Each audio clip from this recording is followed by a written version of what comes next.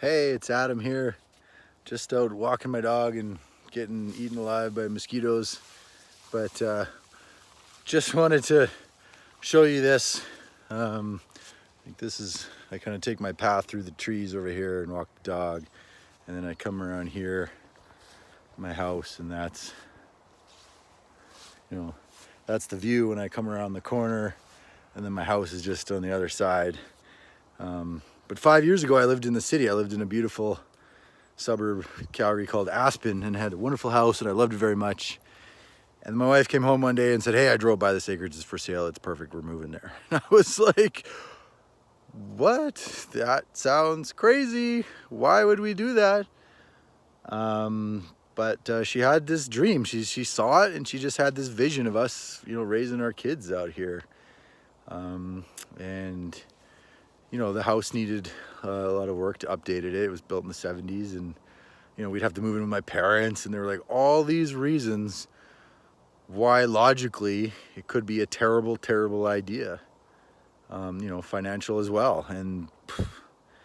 But we didn't. And thinking back, it just felt like the right decision.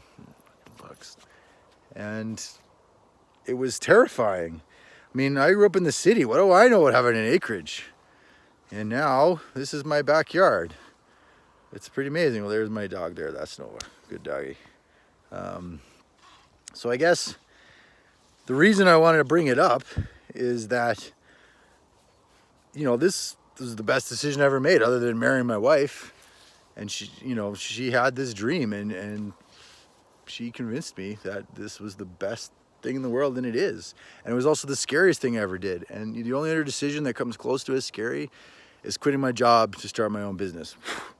And that's why I know it's the right decision, because if there's one thing I've learned, it's that the biggest dreams are the scariest, but they're also the most amazing, which is why I believe that it was the right decision. I believe in my gut that for me, it was the greatest thing I could have done.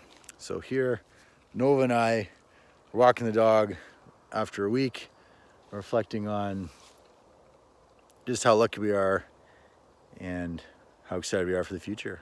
So thanks for tuning in. Happy Friday. Have a great weekend.